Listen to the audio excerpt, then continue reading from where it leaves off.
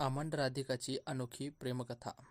नाव ऐकल्यावर काय वाटतं? प्रेमाची भावना काय असते? चला तर मग आज आपण पाहूयात. प्रेमाच्या भावनेचा अर्थ काय आहे हे सांगू. ही कथा आहे राधिका नावाच्या एका श्रीमंत कुटुंबातील मुलीची आणि दुसरा अमन नावाच्या मध्यमवर्गीय कुटुंबातील मुलाची. दोघेही एकमेकापासून खूप वेगळे आहेत, पण ते एकमेकाच्या प्रेमात पडू शकतील का, तर ते जाणून घेऊया. राधिका लहानपणापासूनच आलिशान घर, कार आणि जीवनशैलीमध्ये वाढलेली मुलगी होती. त्यात अमनला लहानपणापासून कुटुंबातील संघर्ष बघून मोठा झाल्यावर त्यांच्या जबाबदारीची जाणीव होऊ लागली.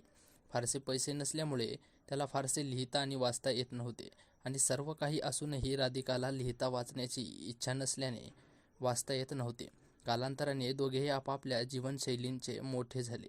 दुसरा अमन एक छोट्या कार कंपनीत काम करू लागला. दुसरीकडे राधिकाने आपलं आयुष्य मजेत घालवायला सुरुवात केली. एक दिवस असा आला की जेव्हा दोघेही एकमेकाला भेटले, तो असा प्रकार घडला की एके दिवशी अमन गाडीच्या चाचणीसाठी बाहेर गेला होता, तर राधिका तिच्या मैत्रिणीसोबत कारमध्ये फिरायला गेली होती. थोडा अंतर गेल्यावर राधिकाच्या गाडीचं ब्रेक लागलं आणि त्यावेळी अमनला कोणीतरी हात दाखवलं.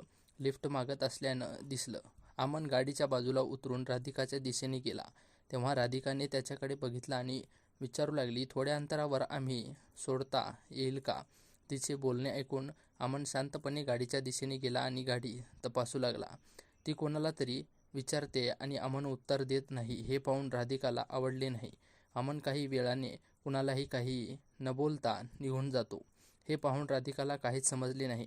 म्हणूनच मागून आवाज आला, राधिकाची गाडी सुरू झाली आहे, आत या. हे ऐकून राधिका तिचे आभार मानायला गेली. तोपर्यंत अमन निघून गेला होता. राधिका पुन्हा गाडीत बसली आणि निघून गेली. एक दिवस असा आला की राधिकाचा वाढदिवस होता. ती दरवर्षीप्रमाणे तिच्या कुटुंबियासोबत मंदिरामध्ये गेली होती. तिथे तिला अमन दिसला. त्या दिवशी त्यांचे आभार मानण्यासाठी ती त्यांच्याकडे गेली. हे ऐकून अमन त्याला पाहून हसला. ते पाहून राधिकाला अमनला विचारले, बोलता येत नाही का? त्या दिवशीही मी विचारले होते, तेव्हाही तू काहीच बोलला नाहीस. आज जेव्हा मी स्वतः तुझ्याकडे आभार मानायला आले आहे, तेव्हाही तू फक्त हसलास. काहीही बोल. मग अमन म्हणाला की मला उशीर होतोय, पण मी तुला तिथे लिफ्ट मागताना पाहिलं, म्हणून मी गाडी थांबवली आणि तुझी गाडी ठीक करायला आलो. मग दोघांमध्ये बोलणे सुरू झाले. मग अमनला उशीर होत होता, तर अमन म्हणाला की आता मला जावे लागेल, मला ऑफिसला उशीर होतोय. निघताना अमनने तिच्याकडे मैत्रीचा हात पुढे केला आणि म्हणाला की आपण मैत्री करू शकतो का? हे ऐकून राधिका म्हणाली, माझ्याशी मैत्री करू नकोस. मी सगळ्यांना मैत्री करत नाही. तू मैत्री करायची की नाही ते सांगशील. असे बोलून तो निघून गेला आणि तिकडे राधिकाही तिच्या घरी निघून गेली. काही दिवसांनी राधिका आणि अमन एका मॉलमध्ये भेटतात. अमनकडे पाहून राधिकाला विचारले, तू इथे कशी आहेस? अमन म्हणाला, आज काम लवकर उरकलंय म्हणून थोडं हिंडण्याचा विचार केला. मग दोघे एका कॅफेमध्ये गेले आणि बोलू लागले. राधिका अमनला म्हणाली, तुझ्याबद्दल काही सांगशील का? अमन हसायला लागला आणि म्हणाला, माझ्याबद्दल काय सांगू? माझं आयुष्य अगदी साधं आहे. जिथे मी रोज सकाळी ऑफिसला जातो आणि संध्याकाळी घरी जातो आणि काही घरची कामे देखील करतो. फक्त जेवतो आणि झोपतो आणि पुन्हा सकाळी. मग अमनने विचारले, तू काय करतेस? हे ऐकून राधिका हसायला लागली आणि म्हणाली, मला काहीही करण्याची गरज नाही. मला काहीही न करता सर्व काही मिळते. मग मी काहीही का करू? मग अमन नेहमीप्रमाणे मंदिरात गेला.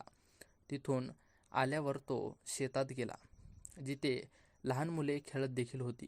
तिथे अमन त्यांच्याबरोबर खेळू लागला. नंतर काही वेळाने अमन आश्रमामध्ये गेला, जिथे तो लोकांना खाऊ घालत होता. काही काळ त्यांची काळजी घेतली. पुन्हा पुन्हा यायची. तिथून निघून गेल्यावर घरी यायची आणि आईला बसून घरची बाकीची कामे उरकायची. मग रात्र झाली आणि त्याने राधिकाला घरी सोडले आणि म्हणाला, हा माझा सुट्टीचा दिवस आहे आणि हे माझे सामान्य जीवन आहे, जिथे मी शक्य तितके काम करण्याचा प्रयत्न करतो. हे ऐकून राधिका काही न बोलता तिथून निघून गेली आणि रात्रभर विचार करत राहिली. कशी आहेस? तो काय करतो? हा सगळा विचार करून राधिका भावूक झाली आणि आईकडे गेली. तिने पाहिले की आई तिची काम करत आहे. तितक्यात त्या आईने तिथून आईला हाक मारली, काय ग, काय झालं? तुला काही हवं आहे का? हे ऐकून अधिकच भावूक झाली आणि आईला काहीच न बोलता ती आली आणि निघून गेली. हा एक क्षण होता जेव्हा राधिकाला जाणवले की खरोखरच मनापासून विचार करणारे लोक आहेत. मग जणू राधिकाच जगणं बदलून गेलं. दुसऱ्या दिवशी सकाळी ती वडिलाकडे गेली आणि म्हणाली, आजपासून मी पण तुमच्यासोबत ऑफिसला जाणार आहे. मला पण तुमच्या कामाचा भार उचलावा लागणार आहे. इतक्या वर्षांनी कसं झालं? हा विचार अचानक आला आणि आतून त्याला आनंद वाटत होता की आपली मुलगी आता मोठी होत आहे. ती आपली जबाबदारी समजून घेण्यास सक्षम झालेली आहे. संध्याकाळी पुन्हा नेहमीप्रमाणे ती अमनला भेटायला गेली. फरक एवढाच होता की आज ती नेहमी घरून यायची, आज ती ऑफिसमधून डायरेक्ट भेटायला गेली होती.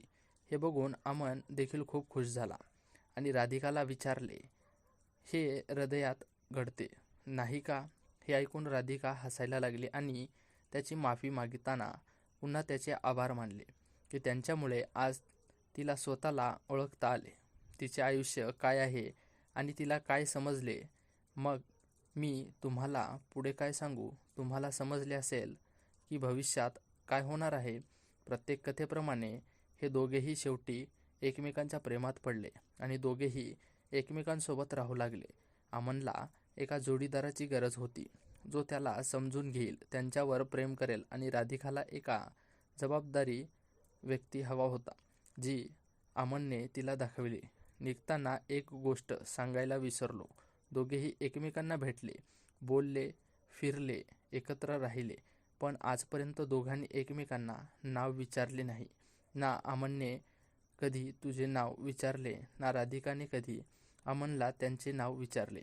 या कथेचा अर्थ असा होता की कोणाची ओळख जाणून घेणे किंवा विचारणे आवश्यक नाही. फक्त महत्त्वाचे आहे की तुम्ही तुमच्यावर किती विश्वास ठेवता आणि त्याला मदत करा. हे जाणून घेतल्याशिवाय राधिका एक अशी मुलगी होती जिला नेहमी प्रवास करायला मजा येत होती आणि अमन हा असा मुलगा होता ज्याने नेहमीच त्यांची जबाबदारी त्यांच्यावर ठेवली होती. दोघेही एकमेकांपासून खूप वेगळे होते, पण शेवटी ते एकमेकांसाठी बनले होते. त्यामुळे प्रेम कधीही आणि कोणाशीही होतं. त्यासाठी तुम्हाला तुमच्या जबाबदारीपासून दूर जाण्याची गरज नाही आणि त्यासाठी त्यागही करावा लागणार नाही. अशाच प्रकारे आजची आपली ही प्रेमकथा इथे संपते. ही कथा तुम्हाला आवडली असेल तर व्हिडिओला नक्की लाईक करा आणि अशाच प्रकारच्या नवनवीन कथा पाहण्यासाठी आपल्या चॅनेलला सबस्क्राईब नक्की करा. धन्यवाद.